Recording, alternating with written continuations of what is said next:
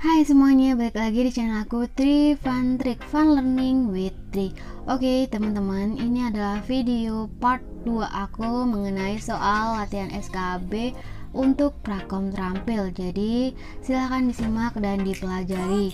Jangan lupa kalian untuk support terus channel ini dengan cara like, comment, dan subscribe. Nyalain loncengnya juga jangan lupa.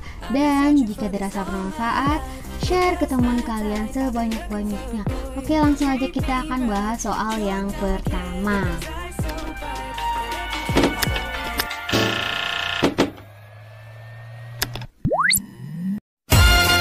Hello everyone.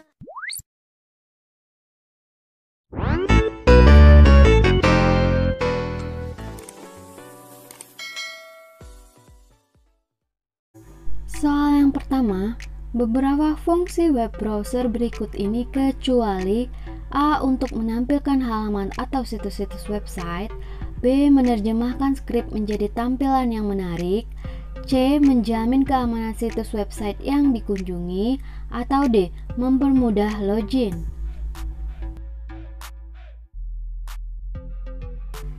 Jawaban yang benar adalah kecuali D. Mempermudah login. Fungsi utama web browser adalah sebagai penghubung antara user dan situs-situs website. Beberapa fungsi web browser dijabarkan secara singkat dalam list berikut ini. Untuk menampilkan halaman atau situs-situs website, menerjemahkan skrip menjadi tampilan yang menarik, menjamin keamanan situs website yang dikunjungi, mendukung penyimpanan data halaman secara offline, dan memberikan dukungan untuk akses ke mesin-mesin pencari seperti Google, Yahoo, dan lain-lain. Selanjutnya soal nomor 2, sebagian besar mesin pencari dijalankan oleh perusahaan swasta yang menggunakan algoritma kepemilikan dan basis data yang A. Tertutup, B. Terbuka, C. Horizontal, atau D. Vertikal. Jawaban yang benar adalah yang A. Tertutup. Jadi, sebagian besar mesin pencari dijalankan oleh perusahaan swasta yang menggunakan algoritma kepemilikan dan basis data yang tertutup. Di antaranya, yang paling populer adalah Safari Google, MSN Search, dan Yahoo. Tapi, telah ada beberapa upaya menciptakan mesin pencari dengan sumber terbuka, open source. Contohnya adalah Hitik, Nudge, Egodor, dan OpenFTS. Beralih ke soal nomor 3, dari pilihan di bawah ini yang bukan merupakan jenis web browser adalah A. iCap, B. Vlog, C. Google Chrome, atau D. Alta Vista. Jadi yang bukan merupakan jenis web browser adalah yang D. Alta Vista. Alta Vista adalah sebuah search engine web atau mesin pencari web yang dibuat oleh Yahoo. Soal yang keempat, nama unik yang diberikan untuk mengidentifikasi nama server komputer adalah A. Website, B. URL, C. Domain, atau D. Situs. Oke, jawaban yang benar adalah yang C. Domain. Nama domain bahasa Inggris domain name adalah nama unik yang diberikan untuk mengidentifikasi nama server komputer seperti web server atau email server di jaringan komputer ataupun internet. Nama domain berfungsi untuk mempermudah penggunaan di internet pada saat melakukan akses ke server. Selain juga dipakai untuk mengingat nama server yang dikunjungi tanpa harus mengenal deretan angka yang rumit yang dikenal sebagai alamat IP. Domain dapat terdiri dari berbagai macam ekstensi domain seperti .com, .id, .co.id, .net, dan masih banyak lagi. Soal nomor 5, jenis port yang tidak hanya berada pada komputer atau laptop biasa saja, tapi banyak digunakan pada media player seperti televisi, handphone adalah A. Port VGA, B. Port USB, C. Port serial, atau D. Port paralel. Jawaban yang benar adalah yang B, port USB. USB merupakan port standar yang saat ini banyak digunakan di dalam teknologi sistem komputer. USB merupakan kependekan dari Universal Serial Bus. Port USB memiliki banyak sekali fungsi, seperti fungsi untuk storage device, mouse, keyboard, transfer data antar device, dan charging gadget. Karena fungsi universal ini, maka port USB saat ini tidak hanya berada pada komputer atau laptop biasa saja, namun banyak digunakan pada media player, televisi, handphone, dan head unit pada sebuah mobil. Soal yang keenam, port yang digunakan untuk mentransmisikan data grafik dari sebuah komputer menuju display atau output disebut A. Port infrared, B. Port HDMI, C. Port VGA, atau D. Port PS2. Jawaban yang benar adalah yang C, port VGA. VGA merupakan port yang paling tua setelah generasi CGA dan EGA dipasarkan. Disebut juga Video Graphic Array atau VGA, merupakan colokan yang hanya menyediakan transmisi video saja. Fungsi utama port VGA adalah mentransmisikan data grafik dari sebuah komputer menuju display atau output. Display atau output yang biasa digunakan adalah display monitor, televisi, dan proyektor. Colokan ini menghubungkan monitor dengan motherboard dan membuat monitor menampilkan seluruh proses CPU.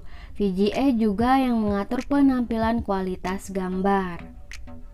Soal nomor 7, salah satu media transmisi yang dapat menyalurkan informasi dengan kapasitas besar kehandalan yang tinggi adalah A. Kabel koaksial atau coaxial cable, B. Kabel serat optik atau fiber optic cable, C. Kabel pasangan berpilin atau twist pair cable, atau D. Satelit. Jawaban yang benar adalah yang B, kabel serat optik atau fiber optic cable. Fiber optik atau serat optik adalah salah satu media transmisi yang dapat menyalurkan informasi dengan kapasitas besar dengan kehandalan yang tinggi. Berbeda dengan media transmisi lainnya, pada serat optik, gelombang pembawanya bukan gelombang elektromagnet atau listrik, akan tetapi sinar atau cahaya laser. Soal yang ke-8, sebuah kartu yang berfungsi sebagai jembatan dari komputer ke sebuah jaringan komputer disebut A. NIC, B. Kabel jaringan, C. Hub, atau D. Repeater. Jawabannya adalah yang A. NIC.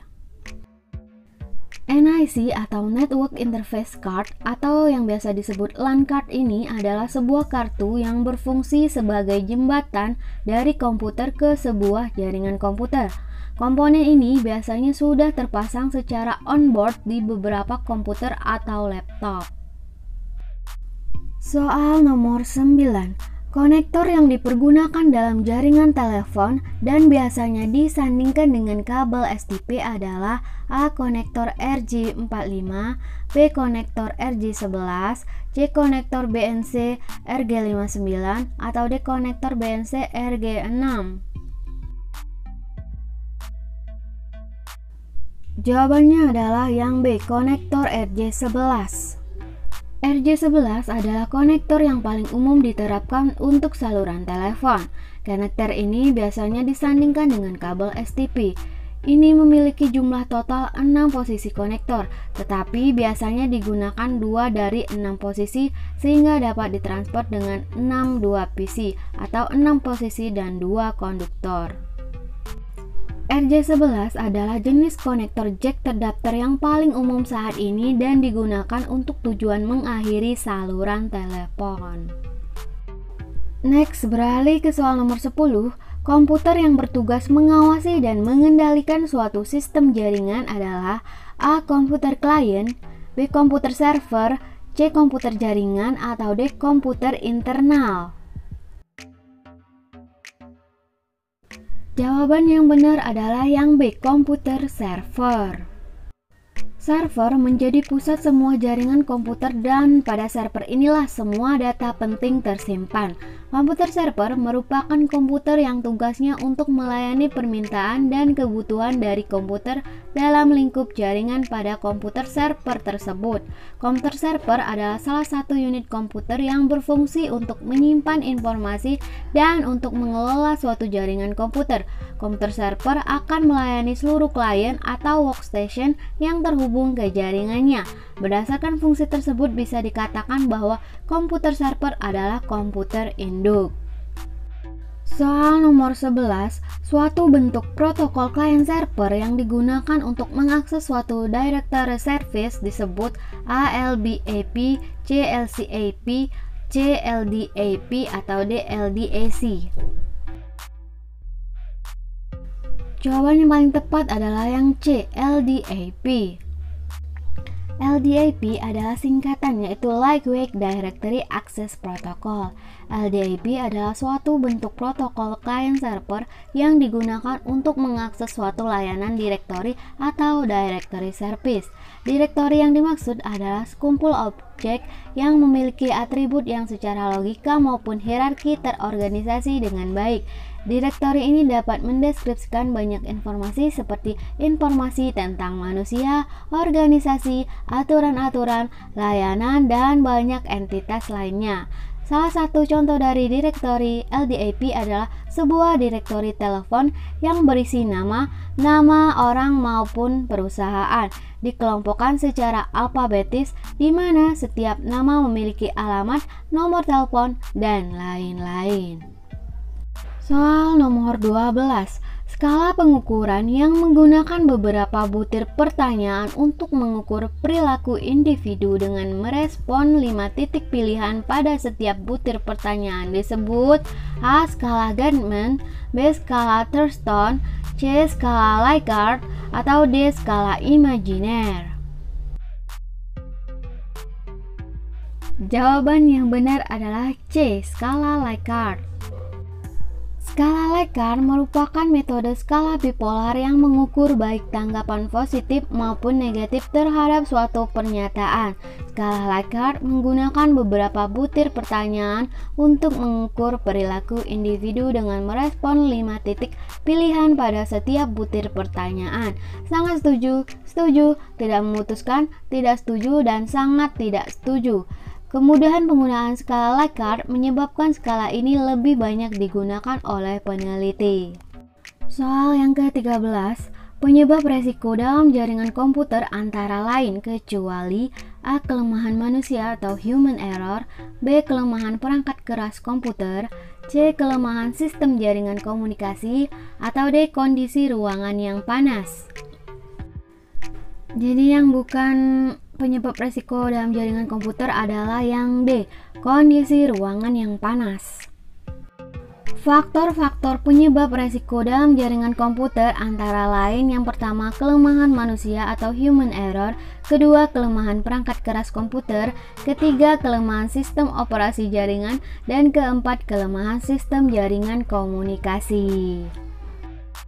Soal yang ke-14, menyandikan data-data atau informasi sehingga tidak dapat dibaca oleh orang yang tidak berhak disebut A. Elemen, B. Enkripsi, C. Enigma, atau D. Password.